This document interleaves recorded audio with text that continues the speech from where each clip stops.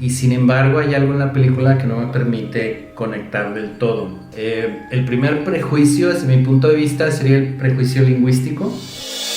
Eso siento que hace que los personajes pierdan un poco de humanidad, ¿no? O sea, claro.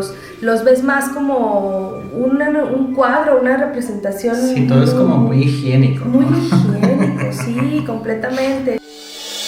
Llega un momento en que en muchas ocasiones tú quieres conectar con la humanidad de los personajes y esa idea de las referencias eruditas hace que los personajes se alejen un poco de ti. O sea, sientes a veces que no son personas de carne y hueso, sino que son personajes que están diciendo diálogos artificiosos hasta cierta manera y que por lo regular la mayoría de las personas no pueden conectar con ese estilo de vida. Digamos, si hay algo negativo desde el punto de vista de los Nepo Babies, pues es eso, vivir a la sombra de sus padres, sus madres, sus parientes, etcétera, etcétera, ¿no? Lo positivo para ellos, y que creo que muchos de ellos pues no son autocríticos al respecto, es que siempre van a tener una puerta abierta, ¿no? Claro, o sea, claro. Que así sea el churro más olvidable de la historia, pues les va a dar trabajo, ¿no? O sea, y es algo con lo que muchos actores, actrices que están iniciando pues sueñan, tener al menos una oportunidad, y que los hijos de siempre van a tener una preferencia, ¿no? Plaza Pública presenta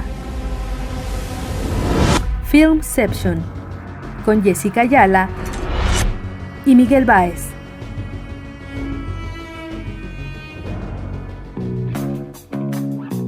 ¿Qué tal, amigas, amigos? Bienvenidas, bienvenidos a esta sexta edición, sexto episodio de Filmception.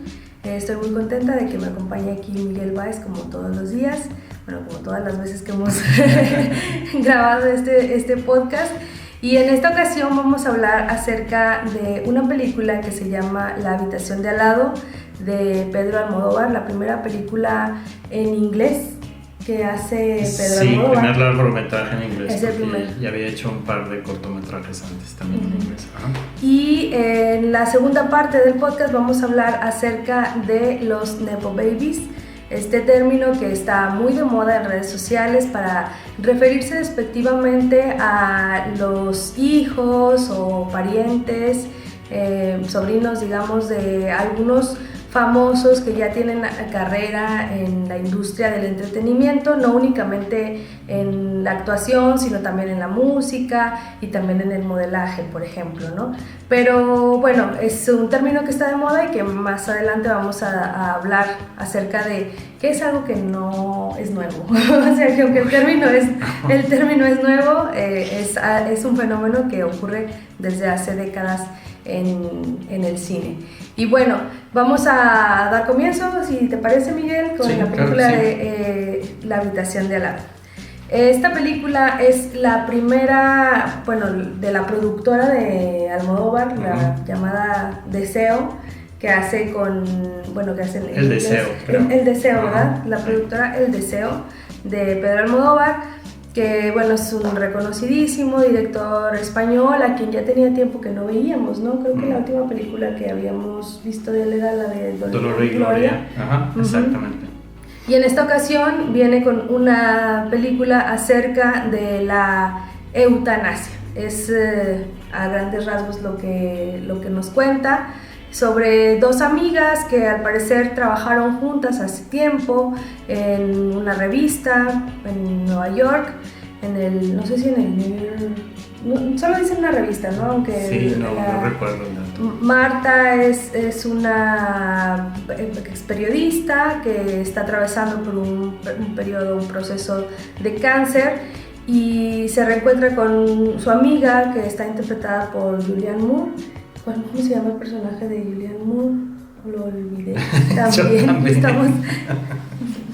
Se me borró el nombre bueno, son dos mujeres que han sido amigas en otra época, que se reencuentran. Una de ellas está atravesando por un proceso de cáncer, por unas quimioterapias y todo lo que conlleva esta enfermedad. y le hace una petición a su amiga, ¿no? Que es una petición muy, muy difícil, muy curiosa, muy peculiar, que es que la acompañe en una casa que quiere rentar para poder decirle adiós a la vida, ella por su cuenta, a través de un medicamento que ha encontrado en la Deep Web, señalan por ahí. Y bueno, pues lo más curioso de todo el caso es que la amiga a la que se lo pide es una persona que le teme muchísimo a la muerte, ¿no? Y bueno, pues vamos a saber que si acepta o no acepta y todas las implicaciones que va a tener al decirle que sí, al querer acompañar en este momento tan emotivo, tan difícil, más difícil para ella, que está como acompañando, que para la propia Marta, ¿no? Que es el personaje que interpreta Tilda Swinton. Hasta ahí, bueno, creo que podemos decir como que es la premisa. Miguel, quisiera saber tus impresiones acerca de esta película. Mira, pues para empezar, a mí en general me gusta el cine de Pedro Almodóvar. Yo comencé a verlo, creo que la primera película que vi de Pedro Almodóvar fue Mujeres al borde de un ataque de nervios, que fue de sus primeras películas, es como su película más accesible y más internacional, tratándose de una comedia que al mismo tiempo echa la mirada a las comedias alocadas de Hollywood de los años 30, 40 más o menos.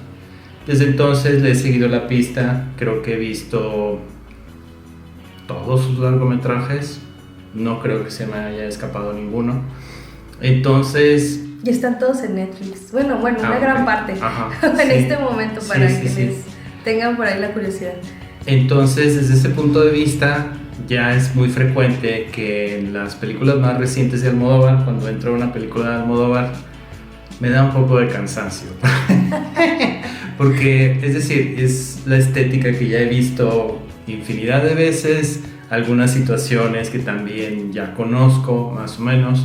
Entonces, de las últimas películas, estoy dividido entre las películas que verdaderamente no me gustaron mucho, como por ejemplo Julieta o la anterior a esta, Madres Paralelas. Y por otro lado, películas con las que entré con mucha desconfianza y que al final lograron conmoverme, remover alguna emoción dentro de mí, etcétera, etcétera, como por ejemplo Dolor y Gloria. Entonces, en este caso estoy un poco entre las dos posturas, porque me dejó hasta cierto punto tibio. Es decir, el tema es un tema que en alguna época de mi vida me interesó muchísimo. No porque tuviera una persona cercana que tuviera una enfermedad terminal, sino alguien que estaba sumido en una depresión muy, muy grave. Y entonces algunas de las cosas que dice el personaje de Tilda Swinton en la película me resonaron y me parecieron muy similares. ¿Sí? Esta idea de por favor ayúdame, ¿no? a llevar a cabo este acto, ¿no? O por ejemplo, aquí yo tengo una sustancia que logré encontrar en el internet, en la Deep Web, y la voy a usar para acabar con mi vida. Esas dos ideas, esas dos partes de la película fueron muy, muy familiares para mí. Y sin embargo hay algo en la película que no me permite conectar del todo. El primer prejuicio, desde mi punto de vista, sería el prejuicio lingüístico. Sí. Hollywood ha invitado a Almodóvar a hacer una película en lengua extranjera para él, obviamente, es decir, en inglés, desde hace mucho tiempo, precisamente desde Mujeres al borde de un ataque de nervios, que fue el momento en que lo nominaron al Oscar a Mejor Película Extranjera en aquella época, ahora internacional, ¿verdad? Entonces, y siempre él había rechazado esas invitaciones, porque Almodóvar es el tipo de director que puede volverse muy, muy jugoso para el tipo de actrices que estamos viendo ahora en la película. Es decir, es el tipo de actuación que llama mucho la atención, perdón por la rima. Pero, y siempre rechazó esas invitaciones, ¿verdad? Durante mucho tiempo él decía que de alguna forma el inglés no era su lengua y por lo tanto no se sentía seguro para hacer una película en este idioma. Yo creo que por esa razón esperó mucho tiempo y empezó a tener pequeños intentos como los cortometrajes que hizo, el cortometraje con Tilda Swinton recientemente de La Voz Humana, que también es una idea que ha estado revisando y volviendo a escribir, etcétera, etcétera. Mujeres era de alguna manera algo que se basaba en La Voz Humana, ¿no? Y recientemente esta película que es como una respuesta a Secreto en la Montaña con Ethan Hawke y Pedro Pascal, Extraña Forma de Vida, me parece que se titula, y creo que esos fueron sus intentos como para poder ahora sí lanzarse a un largometraje. Entonces, para mí el problema es que sí hubo un momento en que pude conectar con uno de los personajes, con el personaje de Julianne Moore, en la conversación que tiene con el personaje de este... John Turturro. Exactamente, gracias, porque se me había pasado el nombre. Y que tienen esta conversación en un restaurante, en una terraza. Ahí fue como el momento, el clic, pero ese clic ya había llegado un poquito tarde. Sí, pues es casi el último tercio de la película. Es prácticamente el final de la película, ¿no? Entonces, es decir, en general me gusta la película, me gusta estar en un entorno familiar, me gusta una vez más que Almodóvar esté tan volcado a la estética de la película, pero el problema a veces es que esa estética sobresale respecto a los conflictos personales y respecto a la humanidad de los personajes. Creo que en algunas películas eso logra desconectarme más que en otras, ¿sí? Porque, por ejemplo, algo que he notado desde hace bastante tiempo en las películas de Almodóvar y que en ocasiones me molesta y en otras no, porque en ocasiones puedo conectar con ese truco que hace o ese, vamos a llamarlo, común denominador que tienen sus personajes. Son las referencias eruditas. Sí. Es decir, llega un momento en que dices, bueno, ya. Ya, por favor, no quiero saber, no quiero que me cites más ni a Leonora Carrington, ni a la otra Carrington, ni a ni a James Joyce, ni esto, ni lo otro de aquello. O sea, yo tengo entendido que Almodóvar no tuvo una educación formal, sino que empezó a trabajar desde muy joven en diferentes trabajos y también desde muy joven se empezó a dedicar al cine. Entonces, creo que ya para su edad, yo pensaría que es buena hora para superar ese tipo de complejos de inferioridad y que nos dejara conectar más con la humanidad de los personajes y que no se dedicara a hacer este tipo de referencias tanto en imágenes como el montón de libros o el montón de pinturas y en los diálogos, que no deja de ser algo artificioso, ¿no? Y que yo entiendo porque lo haces cuando eres un artista joven y quieres impresionar. Y miren todas mis referencias, una tras otra, tras otra. He leído mucho, he visto muchas películas, he visto mucho arte en muchos museos del mundo. Pero... Este es un Cooper. Sí, exactamente. Pero llega un momento en que en muchas ocasiones tú quieres conectar con la humanidad de los personajes. Y esa idea de las referencias eruditas hace que los personajes se alejen un poco de ti. O sea, sientes a veces que no son personas de carne y hueso, sino que son personajes que están diciendo diálogos artificiosos hasta cierta manera y que por lo regular la mayoría de las personas no pueden conectar con ese estilo de vida, ¿no? Porque es decir, sí, el personaje de Tilda Swinton es una mujer que está muriendo, está a punto de morir, tiene una enfermedad terminal, tiene un cáncer y eso es muy lamentable, pero no vive mal, o sea. La casa que renta, compra, exactamente, pues es una casa espectacular. Otra vez, todo está muy volcado a la estética, ¿no? Cuando se viste, pues se viste de una cierta manera que combina con el color que está acá, todo muy saturado, todo muy brillante. Entonces... colores vibrantes. ¿Sí? Exactamente, y eso no sé si constituye una especie de contradicción con los sentimientos que te están tratando de transmitir los personajes, ¿no? Entonces, sí, Todo el asunto estético es maravilloso, como usualmente sucede en las películas de Almodóvar.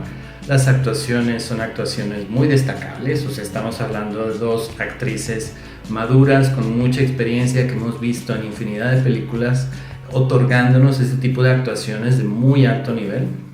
Pero simplemente hay algo, no sé si es tanto lo lingüístico, en donde sientes que a lo mejor Almodóvar no está siendo 100% auténtico, y por otro lado estos impedimentos de las referencias eruditas, de quizás demasiado esteticismo, que no te permite conectar con esa humanidad de los personajes, en donde a lo mejor sí es posible en otras películas anteriores de él.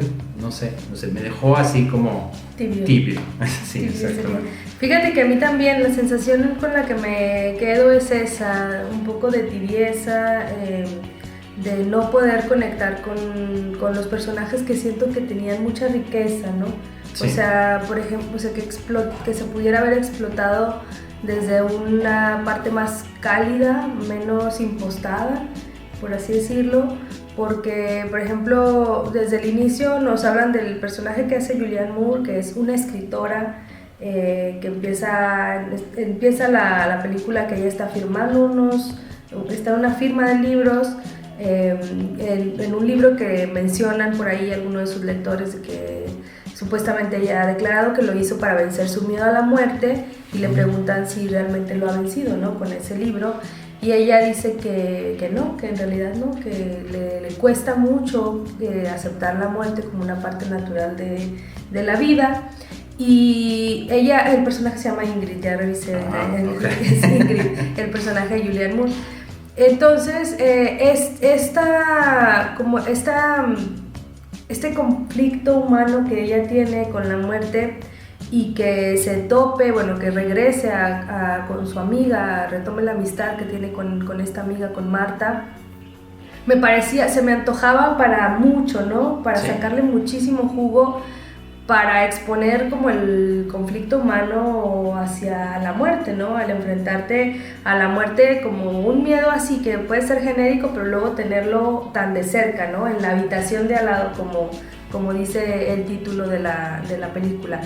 Y que bueno, no es el título original del libro que da pie a la película, porque es una adaptación de un libro que se llama ¿Qué es lo que te atormenta? O que es por lo que estás atravesando, o sea, es como la traducción literal del libro, de una escritora estadounidense que se llama Siegfried, el apellido se los debo, pero bueno, el caso es que en este punto a mí me parecía muy llamativa esta contradicción que iba a tener el personaje de Ingrid al que le solicitara esta amiga Marta esto de acompañarla en este proceso, ¿no? La cosa es así, bueno, yo voy a rentar una casa lujosísima, que vale la pena porque la ocasión lo amerita, dice ella, para tomarme la pastilla o la sustancia con la que se va a quitar la vida, porque no está dispuesta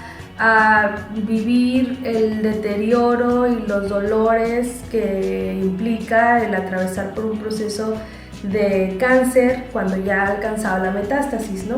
Entonces pasan por varios altibajos antes incluso de la decisión de que quiere aplicarse la eutanasia, Marta, que me parecía muy interesante que se hubiera explorado más, ¿no? En los altibajos de sí me someto a una quimioterapia, pero a la vez no tengo esperanzas, pero luego cuando me dicen que no está funcionando, la verdad es que sí sufro otro colapso, ¿no? Entonces, ese tipo de experiencias que están ligadas al proceso de una enfermedad y a los seres cercanos que acompañan a la persona que está enferma, me parecía que daba para mucho más de lo que dio. Luego parecía como que se lo pasó demasiado a prisa a Almodóvar para llegar al punto en el que ya están en la casa y demás, ¿no? Entonces, eso siento que hace que los personajes pierdan un poco de humanidad, ¿no? O sea, claro, los ves más como un cuadro, una representación. Sí, todo es como muy higiénico. Muy higiénico, sí, completamente. Y hay momentos en los que incluso a pesar de esa higiene, esos escenarios tan asépticos, ¿no? que vemos, tan cuidados, la paleta de colores, no hay nada de desorden en esa casa, ¿no? O sea, ni una manchita. No, las frutas perfectamente lavadas, limpias, se parecen como de plástico, pero o sea que llama mucho la atención, incluso distrae, ¿no? No parece la casa de un enfermo terminal, no parece la casa que está habitando a alguien que le teme tanto a la muerte, ¿no? Aún así hay momentos en que, como bien dices, las actuaciones, en específico la de Julianne Moore, que creo que es como la que tiene una curva de desarrollo de personaje, sí, que es más visible, porque Marta ya tiene una decisión tomada, ¿no? Ingrid es la que está como atravesando ahí por todas las emociones que le causa. Y en todo este escenario tan aséptico, creo que logro conectar un poco con ella, un poco más con ella que con el personaje de Marta, ¿no? La siento un poco más cercana, a pesar de las distancias que se establecen con la paleta de colores, con la limpieza de los espacios, con la soledad incluso, ¿no? En muchos tiempos en los que solamente son ellas dos o pues uno u otro personaje en pantalla. Y la siento como que se va resquebrajando, sí siento su ánimo, sí, ir decayendo, el primer susto que tiene, por ejemplo, la siento más cercana, más cálida, ¿no? Pero sí llega un punto en el que ya todo lo que tiene que ver con la manera en la que Marta se está despidiendo, en la que es donde aparecen estas referencias a libros, autores, que dices, bueno, no sé qué tanto una persona en esos momentos estaría pensando, claro, en autores, y cuando incluso ha confesado previamente que ya no tiene como una atención hacia las cosas que antes le importaban, ¿no? Como sí, la literatura, como la música, el arte en general, ¿no? Ya es como la existencia pura, cuestionándose a sí misma, ¿no? Y creo que ya es algo que nos como que salta, ¿no? Dices, bueno, aquí hay algo que está un poco estetizado, que está tal vez romantizado incluso, y es algo que nos impide un poco ir más allá o establecer una conexión fuerte con los personajes. A mí en lo personal me gusta muchísimo, es uno de mis cuentos favoritos de toda la vida, el cuento al que se hace referencia, que se llama Los Muertos, de James Joyce, está en el libro de los dublineses, y que aparte hay una película que luego también ahí, ¿no? Se aparecen ahí fragmentos y demás.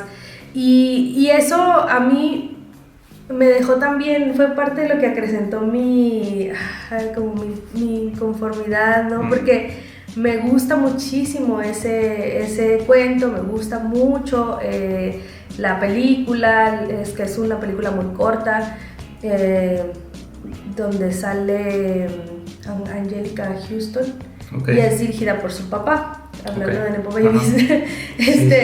Y a mí me gusta bastante, pero y cuando lo escuchas y lo ves como referenciado, pues claro que hay algo que te jala, no te alegra, ¿no? Así, bueno, hay una referencia de las que a mí me gustan, pero luego como la manera en la que se trata o la manera en la que se introduce, que ya no me gusta tanto, ¿no? O sea que, porque creo que fue como redundante. Creo que hay una escena como en la mitad donde sale, que creo que con eso ya estaba bien la referencia, pero luego hacia el final nos la vuelven a poner y entonces es como dices, bueno, ¿qué me estás tratando de decir con estas referencias, no? O sea, ¿qué es lo que quieres demostrar al incluirlas tan forzadamente, ¿no? Porque, bueno, estamos viendo así como referencias al cine clásico, ¿no? Así hay cine clásico aquí, están viendo comedias de los años 20 de Keaton y demás, ¿no? Sí, y lo que mencionábamos de algo, la música siempre, ¿no? También la música también acompañando las emociones o hasta manipulándolas de cierta forma. El arte, como bien dices. Entonces ya son cosas que atiborran de elementos muy estéticos, muy bellos, muy bonitos, pero que luego nos alejan de los personajes, de la situación existencial en la que están, en la que están inmersos, ¿no? Y creo que las escenas para mí, de mayor fuerza vienen fuera de esto, ¿no? Que es donde realmente se preguntan y se están como expresando lo que implica el conflicto, como es la escena con John Turturro, como es incluso la escena con un entrenador, las escenas posteriores con la policía, son esas como las que realmente llegan a transmitirme otras cosas, ¿no? Incluso que hasta me generan un poco de desazón, como de terror, ¿no? En el caso de la conversación con John Turturro, ahorita venía pensando en lo que decían y estaba así, esto está muy fuerte, ¿no? Pero bueno, curiosamente, no son escenas que sean la parte central de la película. Y son las que creo que se me quedaron mucho más. Sí. Entonces, bueno, pues el veredicto sería que, pues no sé, recomendada, yo no sé si la recomendaría tanto. Me gustó todavía más, no, había olvidado que la de Madres Paralelas había sido posterior a Dolor y Gloria. Sí. Esas dos me gustaron mucho. Que fue una producción de Netflix. Sí, la de Madres Paralelas, sí. Las dos me gustaron, la de Madres Paralelas me gustó, pero también siento que tenía como pues un compromiso social, ¿no? Que estaba por ahí muy, digo, no que no me guste eso, sino que sé que como que estaba en ese mood, ¿no? Dirigido hacia esa denuncia y demás, ¿no? Pero me habían gustado y esta película sí creo que me dejó un poco más como ni fu ni fa. Claro, sí.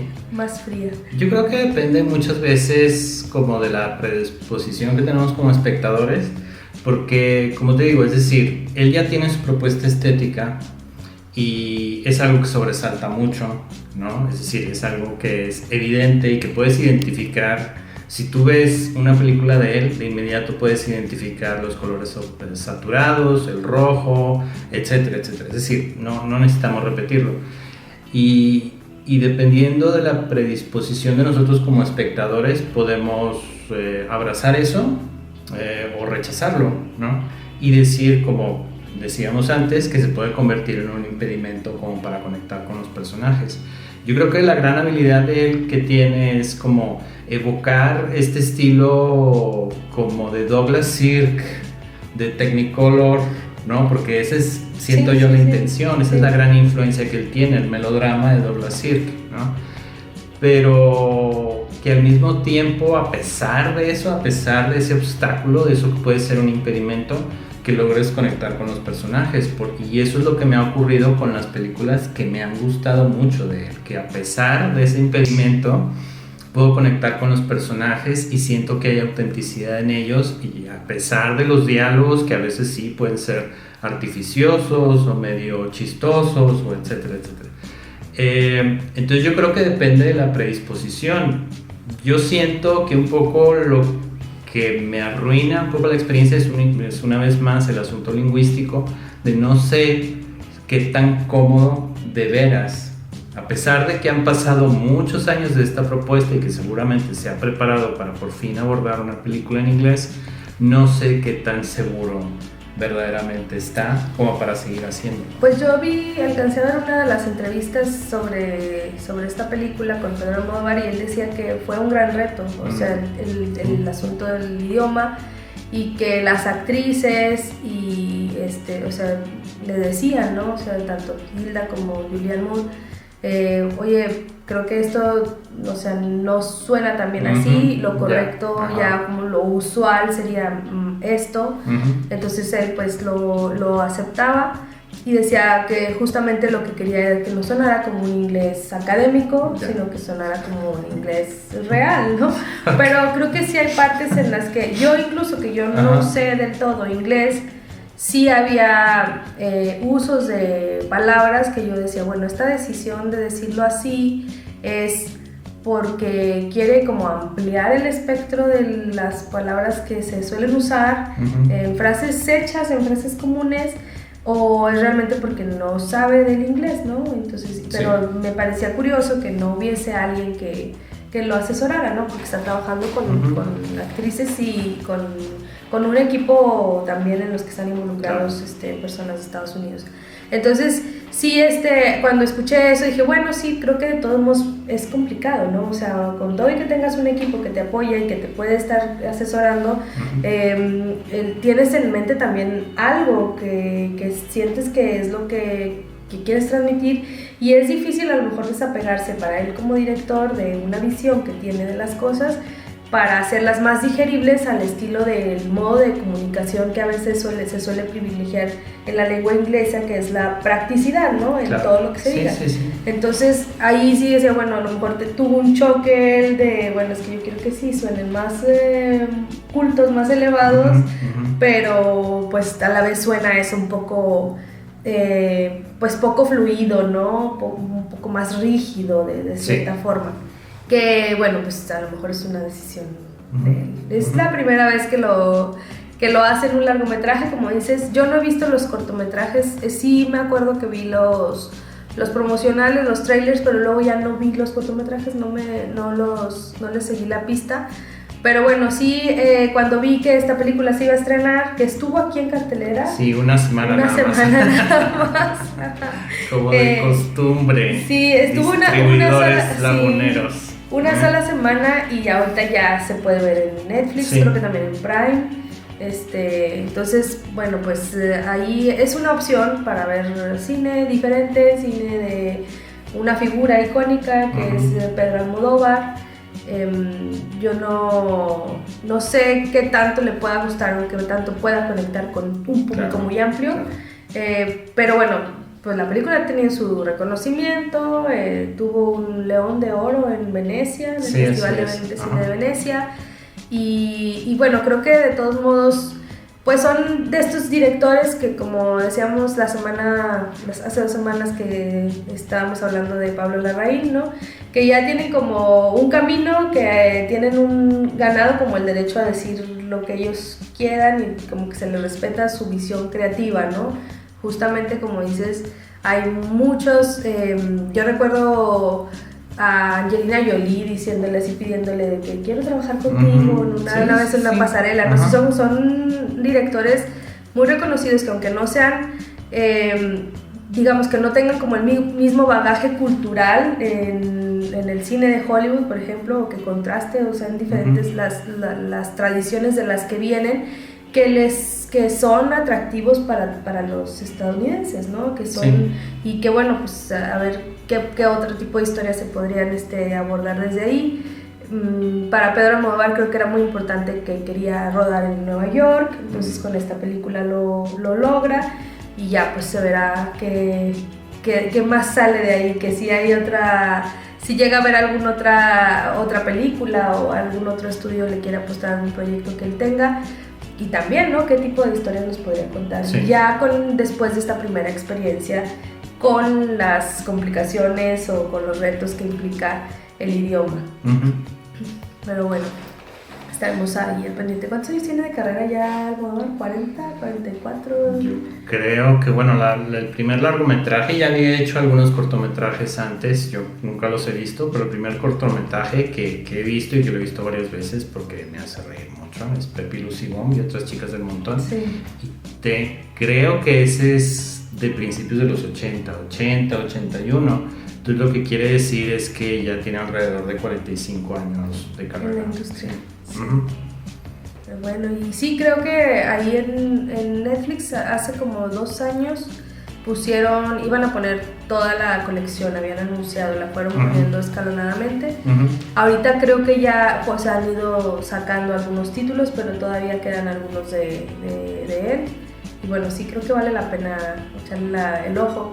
A lo mejor se aburren como tú, que ya quedan un poco hartos de, pero creo que las cosas. si te gusta la obra de Almodóvar, es decir, yo no me arrepiento de haberla visto, ni mucho menos, pero si ya vi todas las demás películas, porque no voy a ver esta, ¿no? Entonces yo creo que es recomendable para la gente que es fan de Pedro Almodóvar. Algo que yo me preguntaba anoche, porque apenas la vi anoche, ¿no? La película, mientras la veía, era como estos directores que vivieron un entorno cultural en los 80, en lo que había mucho que decir, ¿no? de muchos temas, y que los vivían, ¿no? O sea, que pues Pedro Almodóvar formó parte de este movimiento cultural en España que se llama La Movida, sí. Y que era así como muy revolucionario en cuanto a las formas de entretenimiento, ¿no? Y de lo que es reivindicaciones a cosas que estaban por ahí underground y demás. Y me pregunto qué tanto tienen por decir en este tiempo, ¿no? O sea, como sí. en una realidad en la que ellos ya viven en un extremo de la sociedad en la que ya no están en contacto con ese tipo de situaciones o de escenas, de movimientos, de efervescencia. Y ahora, no sé, creo que es un mundo que también les es un poco ajeno, ¿no? Yo sentía un poco en los discursos que había en la película ambientales, o sea, sobre las preocupaciones del medio ambiente, como un intento de conectar con las preocupaciones actuales, y aún así creo que no sé qué tanto tenga él por decir, que es algo que antes sí decía, ¿no? O sea, había un mensaje muy claro de lo que quería como dar a conocer o lo que opinaba sobre estas expresiones, y ahora siento que no sé si sea un asunto de él como parte ya de otra generación, o si simplemente se le dificulte por lo que decíamos de estar en otra cultura y demás, ¿no? Sí. Entonces, bueno, pues por eso pienso, habrá que esperar, ¿no? ¿Qué más puede, como, qué otras historias puede dar? Creo que de las últimas tres, la película más auténtica, largometraje más auténtico me pareció el de Dolor y Gloria. Claro. O sea, y creo que fue una exploración muy introspectiva, sí. en la que tenía algo que decir, ¿no? Y me pregunto si, todavía tiene algo más que decir, tendrá algo más que decir, querrá indagar en decir algo más, que en algunos diálogos de la película de La habitación de al lado, sí menciona, por ejemplo, el personaje de John Turturro, ¿no? Es que a mí ya no me interesan muchas cosas, ¿no? Entonces lo puedo lo sentía un poco reflejado o como si estuviera una proyección, ¿no? De sus propias preocupaciones a través de esos pequeños diálogos, pero bueno, son suposiciones mías, no tengo nada no conozco a Pedro Almodóvar, ya se verá después, ¿no? En fin. Bueno, Miguel, si te parece, vamos a pasar a la segunda parte de este podcast.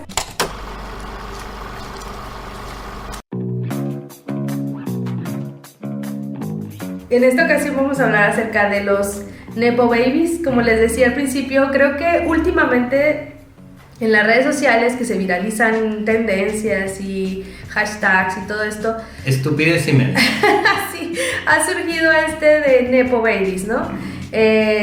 Me parece que viene de un artículo en una revista que se llama Vulture, algo así, que hacían un recuento de algunos actores y actrices que eran hijos de famosos, muy de la nueva generación, ¿no? Está por ahí Lily Rose Depp, que ya hemos hablado de ella, Maud Apatow, que es hija de un director y guionista que hace películas de comedia como Virgen a los 40 y demás.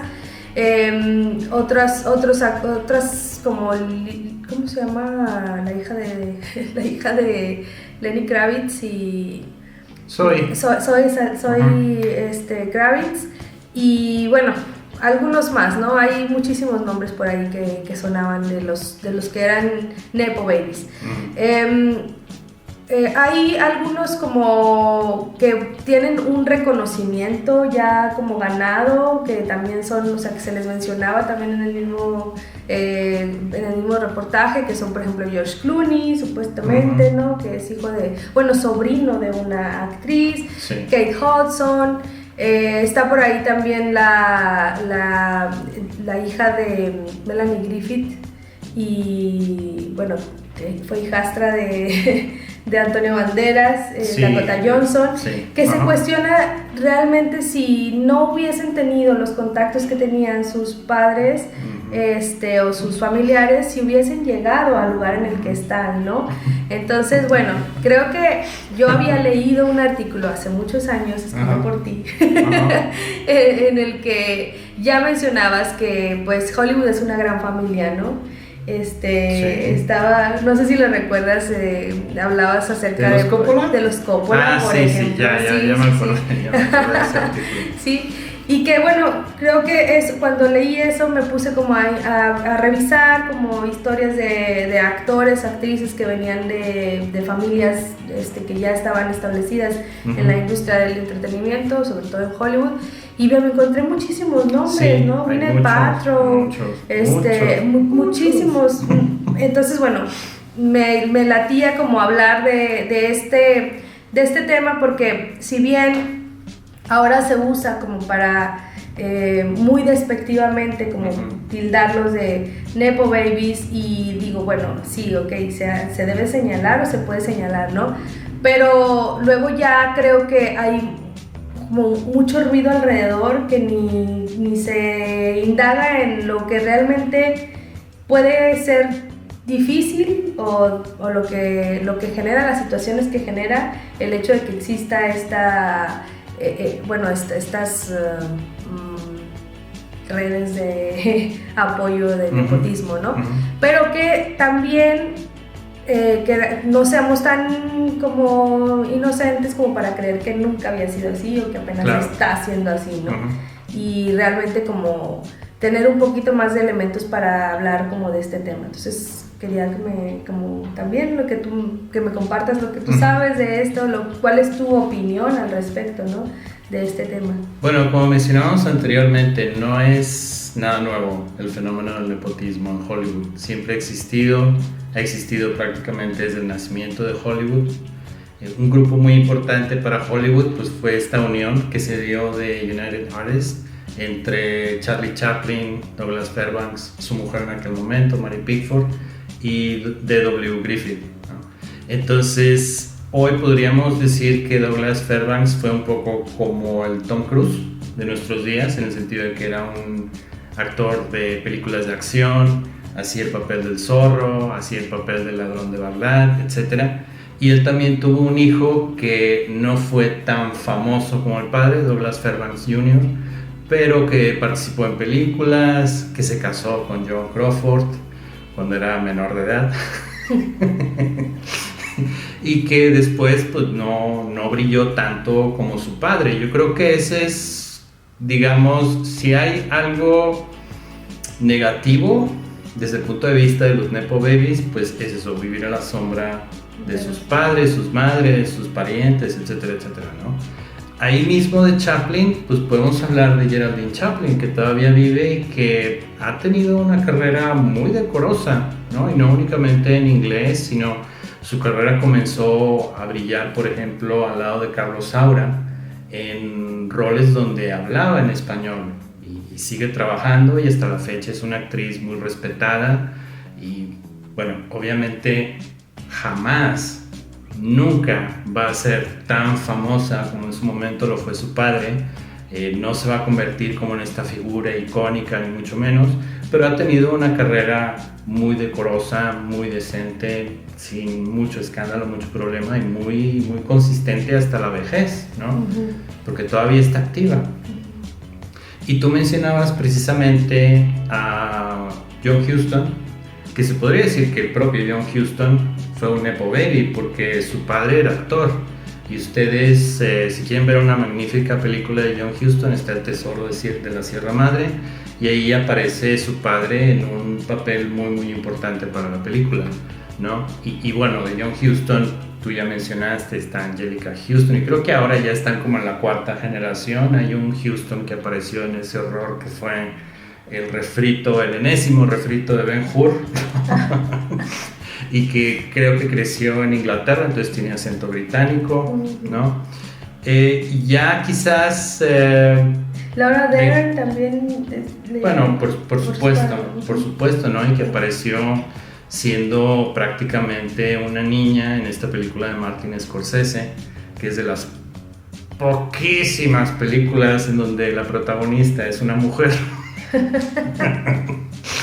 Con Ellen Burstyn, ¿no? Que se titula Alicia ya no vive aquí, Alice doesn't live here anymore, y ella aparece como de extra como en la cafetería donde trabaja el personaje principal, allá a lo lejos, de lentes, una niñita güera, etcétera, y resulta que era Laura Dern, ¿no?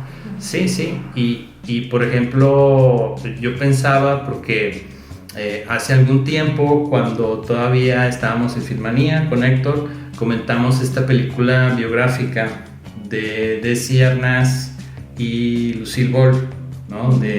Donde protagonizaban, que creo que es una película que pueden ver en Amazon Prime, que protagonizaban Javier Bardem y Nicole Kidman. Y bueno, sí, no recuerdo muy bien si en la película o en el documental, porque los vi más o menos al mismo tiempo, se habla precisamente en este programa tan famoso de comedia de Lucille Ball del problema que se planteó cuando ella estaba embarazada de quien después sería Desi Arnaz Jr., ¿no? Y gracias precisamente al estrellato de sus padres, Desi Arnaz Jr. empezó a brillar prácticamente desde que era un bebé, ¿no? Y creo que incluso salió en la portada del TV Guide de aquella época, simplemente por ser el hijo de Desi Arnaz y Lucille Ball. Y tampoco podemos decir que la carrera de Desi Arnaz Jr., que todavía vive, haya sido tan brillante como la de sus padres, ¿no? Es decir, no fue alguien que dejó todo un legado de comedia, como es el caso, por ejemplo, de Lucille Ball, ¿no? Yo recuerdo hace muchos años que Desi Arnaz Jr. participaba en todos los programas que yo veía de niño y que pasaban por Canal 5, como El Crucero del Amor, La Isla de la Fantasía, etcétera, etcétera, ¿sí? Y también recuerdo haberlo visto en una película que en aquella época me gustaba mucho porque era disque de terror, que era La Casa de las Sombras, y era un escritor que tiene que escribir una novela en una noche en una casa muy vieja de Gales, ¿no?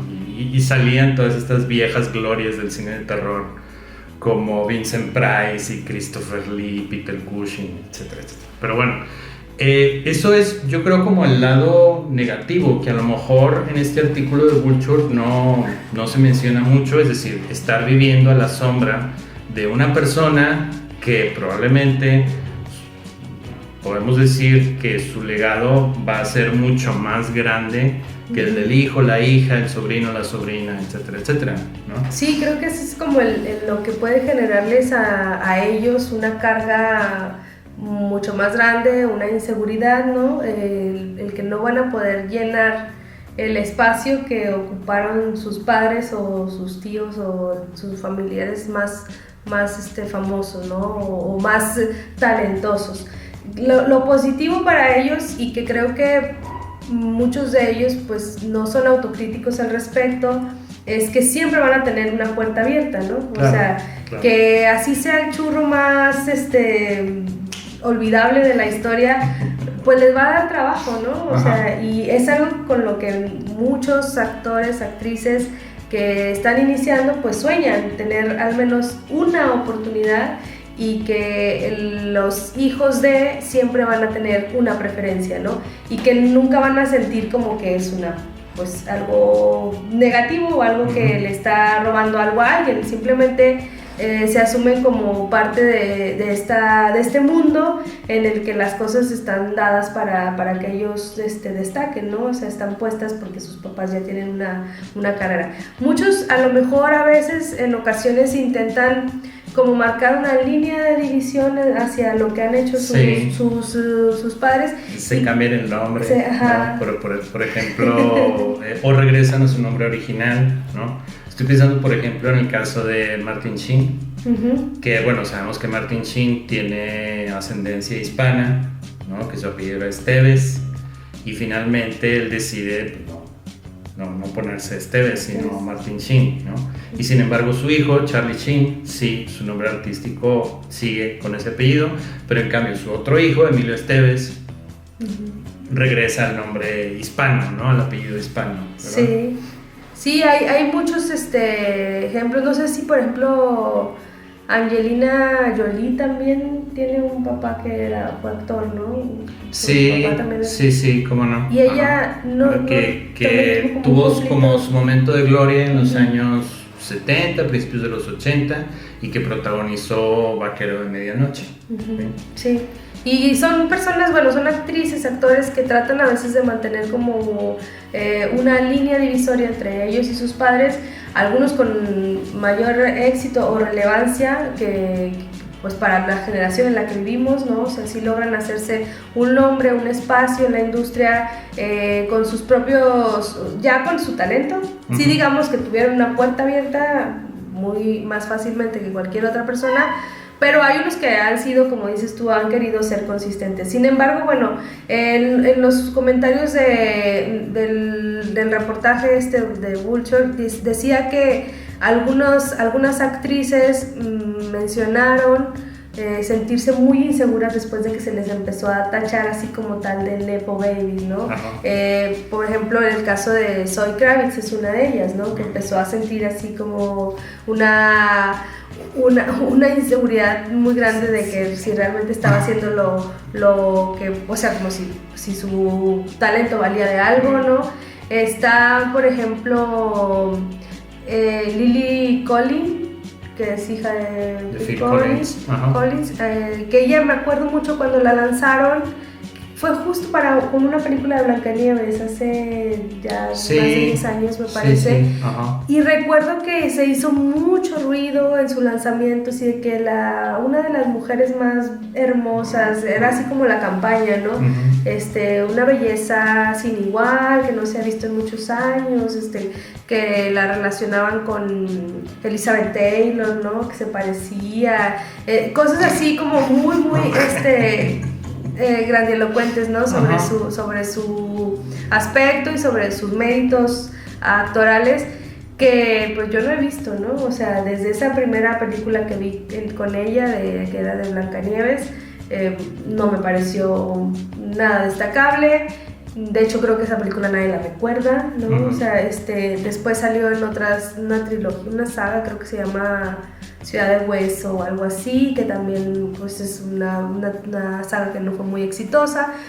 Y ahorita lo que ha tenido de éxito es la de Emily en París, ¿no? Sí. Pero si nos ponemos a analizar un poco de qué trata Emily en París, pues son de estas series que son comerciales, ¿no? O sea, que son un comercial de 30 minutos con algo ahí pintadito de trama, y que uno piensa, bueno, el tipo de relaciones y conexiones que pueden llegar a ser estas personas, estos nepo babies, pues también condicionan a veces como el tipo de trabajo en los que pueden participar, ¿no? O si no tienen a lo mejor un gran rango actoral, mucho talento, pues van a estar de todos modos aprovechando ese networking que tienen para colocar campañas publicitarias, para hacer otro tipo de trabajos que pues a lo mejor no tienen tanto que ver con la calidad histriónica que puedan mostrar, ¿no? Que puedan explotar.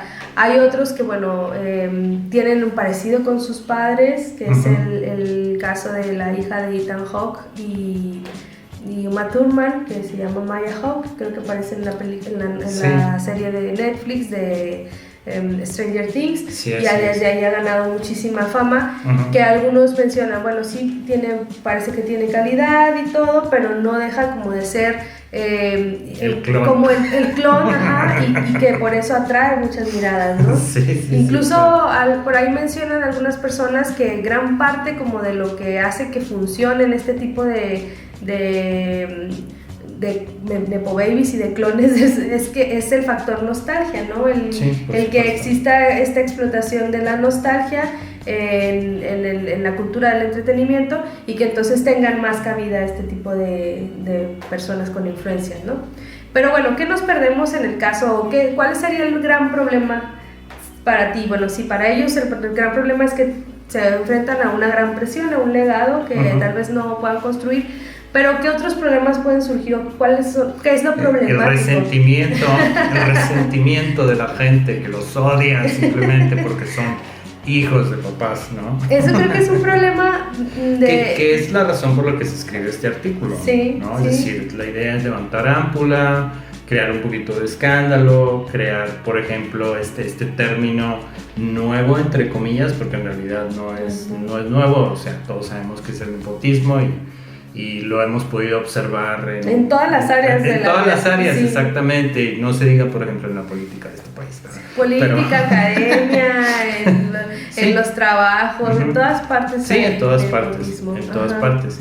Entonces, bueno, ese sería otro aspecto que quizás, bueno, tú ya mencionaste el caso de Zoe Kravitz, que parece que es muy sensible a pesar de ser la hija de alguien que ha destacado muchísimo, ¿no?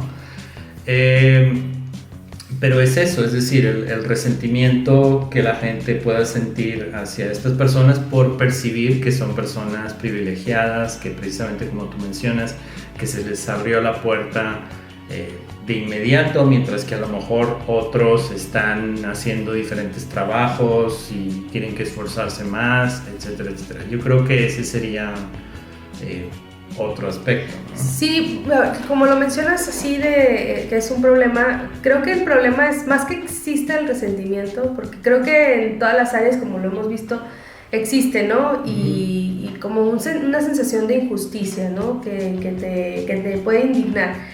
Pero creo que en el caso también como de audiencia, el hecho de que existe este resentimiento nos crea una barrera para acercarnos ya a los productos de una manera crítica, ¿no? Claro. Eso creo que es en algo en lo que sí perdemos al estar señalando solo el nepotismo como como un pecado mortal, ¿no? Nos impide evaluar realmente una obra, ¿no? Ya no pesa a veces otros aspectos de la película, porque yo me topo mucho en redes sociales y de hecho es por lo que me llamaba la atención el tema. Este es fulano, esta película muy buena, pero es Nepo Baby, ¿no? Yo no veo películas con Nepo Babies, pues ¿qué película vas a ver? O sea, claro. ¿Cuál película vas a ver? Porque Nepo Babies hay en todas las películas, yo creo. Y hay, por ejemplo, en la película de esta que hablamos la semana pasada, hace 2 semanas, la de María, vi entre los créditos el nombre de uno de los hijos de Angelina Jolie, Pax Jolie Pitt, ¿no? Bueno, que no sé si ya se haya quitado el apellido Pitt, pero bueno, pues yo dije, Pax Jolie, pues debe ser uno de los hijos de Angelina Jolie. Sí. No sé si el niño que tiene como de Vietnam, el que es bueno, es adoptivo, ¿no?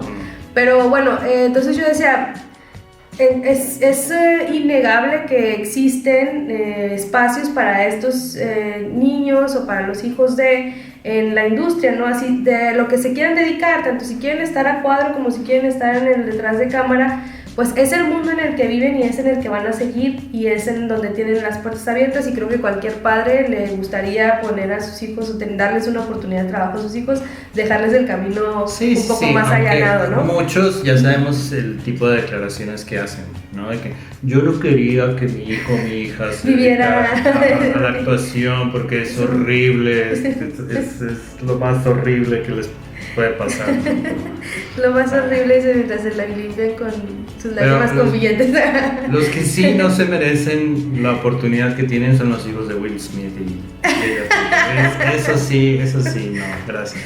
Yo creo que entre todos sí hay muchos que no se lo merecen, ¿no? O sea, y que incluso que sientes que se están imponiendo, ¿no? Sí, porque claro. Dices, aquí no hay nada de talento, aquí hay 0 talento, ¿no? Sí. Sé. Sí, pero bueno, creo que ese tipo de cuestiones hay que, o sea, cuando ya lo viste una primera vez y dices, bueno, si no tiene nada, no no ha desarrollado nada, no ha hecho nada más para poder involucrarse de una manera más sustanciosa en la industria. Pues sí, pero creo que muchas veces ya no se piensa en eso, solamente es Nepo Baby, ¿no? Pero Nepo Baby, Sí, bueno, sí. cuando... El rechazo como automático, Sí, ¿no? ajá. Sin nada de Y crítica. aparte sin evaluar o sin estar consciente de que has visto muchas películas y tal vez tus películas favoritas están relacionadas, bueno, son protagonizadas por un Nepo Baby, ¿no? O fueron producidas por un Nepo Baby o dirigidas por un Nepo Baby, como Sofía Coppola, por ejemplo, ¿no? O Arturo Ripstein. Sí, o sea, creo que es algo que podríamos como matizar más veces. Sí hay algunos que, digo, le siguen dando oportunidades. A mí, por ejemplo, Dakota Johnson me parece que no tiene casi nada, ¿no?, que ofrecer No, pocas veces. Si acaso me parece que es, lo que podría decir es que es valiente o atrevida, ¿no? O sea, en ciertas cosas, elecciones que ha hecho, que a lo mejor como que no le da pena también como que todo el mundo la señale a veces de muchas cosas, ¿no? Pero que ella sigue como trabajando y demás, pero creo que no hubiera tenido una segunda ni tercera oportunidad de no ser quien es, ¿no? Y su mamá era Nepo Baby también. Sí, su mamá. Porque su mamá es la hija de Tippi Hedren, la protagonista de Los pájaros de Hitchcock, ¿no? Sí. Y ahora que mencionas a Hitchcock, me acordé también de Jamie Lee Curtis, que es hija de la protagonista de Psicosis. Sí, claro. Que también es... Y no únicamente eso, es la hija de Tony Curtis y Janet Leigh, ¿no? Entonces, y creo que es de las personalidades más en contra de esta etiqueta, ¿no? Porque bueno, también ella empezó su carrera desde Halloween, ¿no? Fue una película que se hizo en el 78, 79. Entonces estamos hablando de más de 40 años de carrera. Y creo que seguramente a ella no le agradó eso porque va a decir, pues miren todo lo que he hecho en este tiempo, ¿no? O sea, es verdad que es hija de dos padres muy talentosos que dejaron una huella muy grande en Hollywood. Por un lado, su madre, bueno, Psicosis es una película icónica, ¿no? Es como la gran iniciadora de un cierto cine de terror. Y por otro lado, Tony Curtis, que a pesar de que muchos en aquella época lo podrían clasificar como un niño bonito o algo así, sí dejó actuaciones muy importantes, por ejemplo, con Billy Wilder, ¿no? Esta película que es como uno de los clásicos de comedia, con faldas y a lo loco, se llamaba en España, aquí una Eva y dos Adanes, algo así, ¿no? O incluso aquella película que no es tan conocida que hizo al lado de Burt Lancaster, que ahora exactamente no recuerdo el título en español, pero que se llama Sweet Smell of Success, y que es una gran actuación de Tony Curtis. Entonces, bueno, yo puedo entender que ella rechace esa etiqueta, pero lo cierto es que es hija de ellos dos, ¿no? Entonces, eso creo es innegable. que justamente el artículo de The Vulture lo que decía es que hay como categorías de Nepo Babies, ¿no? Que hay unos que son como los que son medio discretos, ¿no? Que a lo mejor tienen un momento en el que intentan, no lo logran y luego ya como que, bueno, se desaparecen, pues se van hacia otro lado. Los que sí siguen teniendo mucho, a pesar de que demuestran, o más bien no demuestran que tengan algo de talento, algún mérito. Los que sí, o sea, sí aprovecharon una oportunidad o varias oportunidades, las puertas abiertas que tienen en la industria para poder hacer diferentes trabajos, pero que con trabajo y con los años han demostrado que pueden sostener una carrera, ¿no? Sí. Entonces creo que ella entraría en por supuesto. En ese ámbito. Otros que a lo mejor son, pues que saben ellos tal vez que no tienen como las grandes cualidades que tienen sus papás, pero que igual se hacen de un nombre, ¿no? Están, creo que por ahí mencionan a Kate Hudson, que tiene padres también muy famosos y que ella pues ha hecho como papeles que no son como tan, digamos, tan icónicos o no van a llegar nunca al legado que tienen sus papás, pero tienen una carrera, no se meten en problemas, no hacen como sí, no se pavonean más de lo que saben que tienen o que pueden lograr, ¿no? Sí, entonces, claro. bueno, sí creo que hay como diferentes,